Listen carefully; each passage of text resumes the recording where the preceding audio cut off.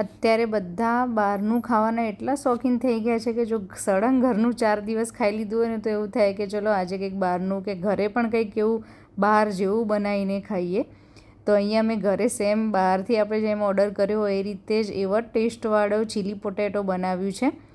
તમે પણ આ રીતે જરૂરથી ટ્રાય કરજો. તમને 100% એવું લાગશે કે તમે બહારથી જ ઓર્ડર કર્યો છે. તો મિત્રો ચલો શરૂ કરીએ આજની રેસીપી. તો અહીંયા મેં 4 મોટી સાઈઝના બટેકા લીધા છે અને આ રીતે સરસ ચિપ્સ કરી લીધી છે.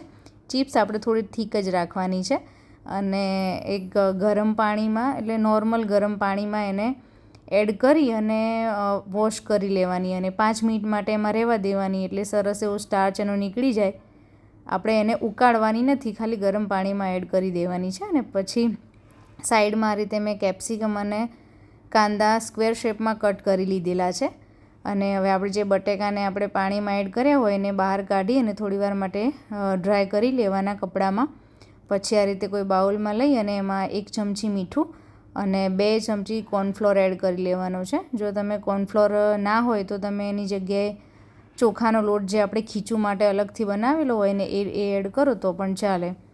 એને આ રીતે સરસ એડ કરી અને એને એ લોટથી કોર્નફ્લોરથી એને આપણે કોટ કરી લેવાના છે. હવે સાઈડમાં ઓઇલને પણ આપણે ગરમ કરવા રાખી દઈશું અને ઓઇલ બરાબર ગરમ થાય પછી જ આપણે એમાં ચિપ્સ એડ કરવાની છે. અને ચિપ્સને મિત્રો આપણે 80% કૂક કરવાની છે. પૂરેપૂરી આપણે એને ચડવી નથી દેવાની, કેમ કે જો 100% આપણે વધારે એને કૂક કરી દઈશું તો થોડી સોફ્ટ થઈ જશે. તો એને આ રીતે સરસ કૂક કરી લેવાની અને ક્રન્ચી હોય એ રીતે જ આપણે એને બહાર કાઢી લેવાની અને પાછું ઓઇલ થોડું ગરમ થવા દેવાનું ને પછી પાછી એમાં બીજી ચિપ્સ એડ કરી લેવાની. એ રીતે બધી જ ચિપ્સ તળી લેવાની છે આપણે. તમે જોઈ શકો છો હજુ સરસ એવી ક્રન્ચી જ છે.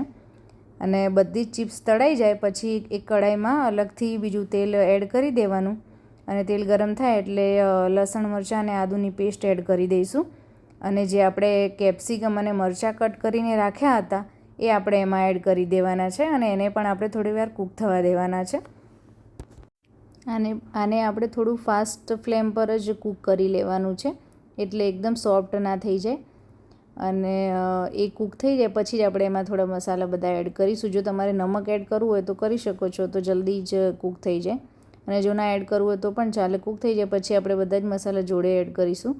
તો તમે જોઈ શકો છો કે હવે કૂક થઈ ગયું છે. તો એમાં હવે મેં નમક એડ કર્યું છે. નમક આપણે અહીંયા કેપ્સિકમ અને કાંદા પૂરતું જ એડ કરવાનું છે, કેમ કે આપણે ચિપ્સમાં પહેલાં આપણે નમક એડ કરેલું જ છે. એટલે એમાં મરચું, હળદર અને ધાણા જીરું પાવડર અને થોડુંક નમક એડ કરી અને મિક્સ કરી લેવાનું. અને પછી એમાં Schezwan sauce, red chilli sauce અને સોયા સોસ એડ કરીશું આપણે. અને ટમેટો કેચઅપ પણ એડ કરવાનો છે. ટમેટો કેચઅપ આ બધા સોસ કરતાં થોડુંક વધારે એડ કરી દેવાનું એટલે થોડો ખાટો મીઠો ટેસ્ટ વધારે આવે, કેમ કે પોટેટો આપણા છે ઘણા બધા એટલે. અને આપણે કોર્નફ્લોર આ રીતે સ્લરી બનાવીને એડ કરી દઈશું એટલે એની જે ગ્રેવી છે એકદમ થીક થઈ જાય. તો એને બરાબર રીતે આપણે મિક્સ કરી અને થોડીવાર માટે 2-5 મિનિટ કૂક થવા દઈશું એટલે સરસ એનો કલર તમે જોઈ શકો છો કે આ રીતનો સરસ કલર થઈ ગયો અને ઓઇલ પણ ઉપર આવી ગયું છે. હવે આપણે એમાં ચિપ્સ એડ કરી દેવાની છે અને સરસ રીતે આપણે મિક્સ કરી લઈશું. જો તમે જોઈ શકો છો કે ચિપ્સ ખાસી વાર પછી મેં એડ કરી છે તો પણ એકદમ એવી સોફ્ટ નથી પડી અને સરસ ક્રન્ચી રહી છે, કેમ કે મેં 80% જ કૂક કરી હતી એટલે. અને એને મિક્સ કરી અને આપણે એને ધાણા એડ કરી અને પાછા વળીથી મિક્સ કરી લઈશું. મિક્સ થઈ જાય પછી એને સર્વ કરી લેવાની. અને આ આપણને એકલું પણ ખાવાની બહુ જ મજા આવે છે. અને પોટેટો છે એટલે બાળકોને અને બધાને જ ભાવે, એમાં તો કોઈ ઇશ્યુ જ ના હોય. તો ચલો સર્વ કરી લઈએ. હા મિત્રો, ટેસ્ટમાં એટલું સરસ બની હતી કે તમને એવી ફિલિંગ આવે કે તમે બહારથી જ મંગાવી હોય. તો તમે જરૂરથી એકવાર ઘરે ટ્રાય કરો ચીલી પોટેટો. ખરેખર બહુ મજા આવશે અને ઝટપટ બનતી રેસીપી છે. એમાં બહુ ટાઈમ પણ નથી લાગતો. આમાં મેં વ્હાઈટ તલ ગાર્નિશિંગ માટે એડ કર્યા છે. જો તમારે એડ કરવા હોય તો કરી શકો છો, નહીં તો એને સ્કીપ પણ કરી શકો છો. તો મિત્રો જરૂરથી આ રેસીપી ટ્રાય કરજો. અને તમને મારો વિડીયો પસંદ આવ્યો હોય તો મારી ચેનલને સબસ્ક્રાઈબ કરવાનું ભૂલતા નહીં અને લાઇક અને શેર જરૂરથી કરજો. આપણે મળીશું નવા વિડીયો સાથે. બાય.